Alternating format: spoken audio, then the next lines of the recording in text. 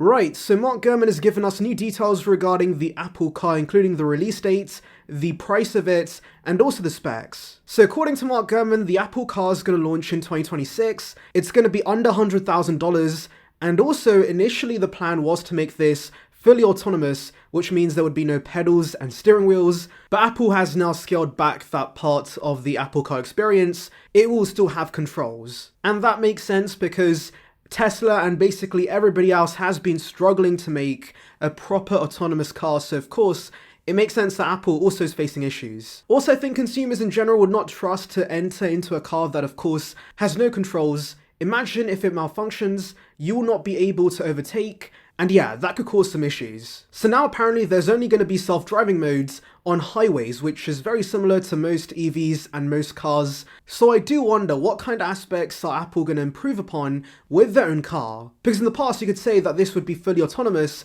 and that would be the big selling point, but now that's no longer the case. And so this should basically be like every EV on the market. Now pricing wise, it's going to be under $100,000. Apparently the initial plan was to make it $120,000, but because it's no longer fully autonomous, Apple's planned to lower the price. Now I believe the Tesla Model S is around the same price, so yeah, clearly this is still a higher end car and that does make sense. Since usually when Apple enters a new market, they give us the premium model first, and then slowly they give us the cheaper variants, like of course the iPhone SE or the budget iPads. So yeah, maybe in the future if the Apple car does take off, we see an Apple car SE that of course rivals the Model 3. Now Apple's apparently not finalized a design for the Apple car, but the design should be set by 2023 and a list of features should be ready by 2024. And then testing is going to be in 2025 with the release being in 2026. Now it has been nearly a decade since we started hearing Apple car rumors, and the launch of this just keeps getting pushed back further and further. Now of course,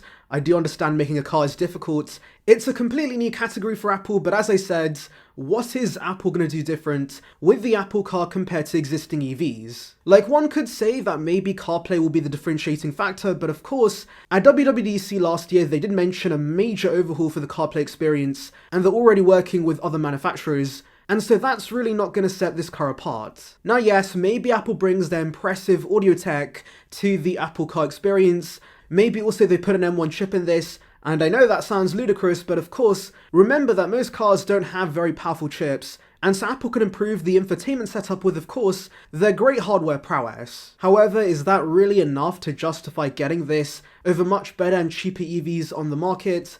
I'm not too sure yet. I personally think just taking over the CarPlay experience with existing EV platforms and models would make the most sense. That's basically what they announced at DubDub. They're going to partner with BMW and Mercedes to give us a much better CarPlay experience.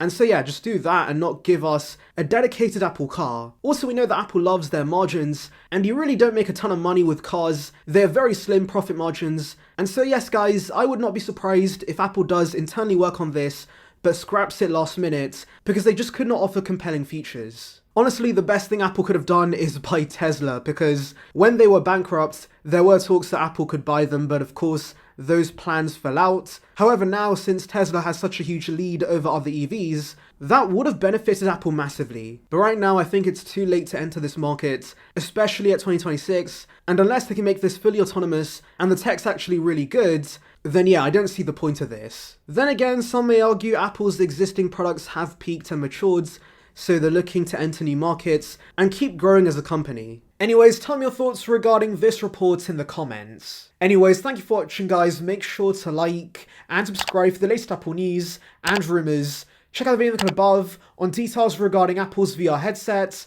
And on that note, see ya peeps.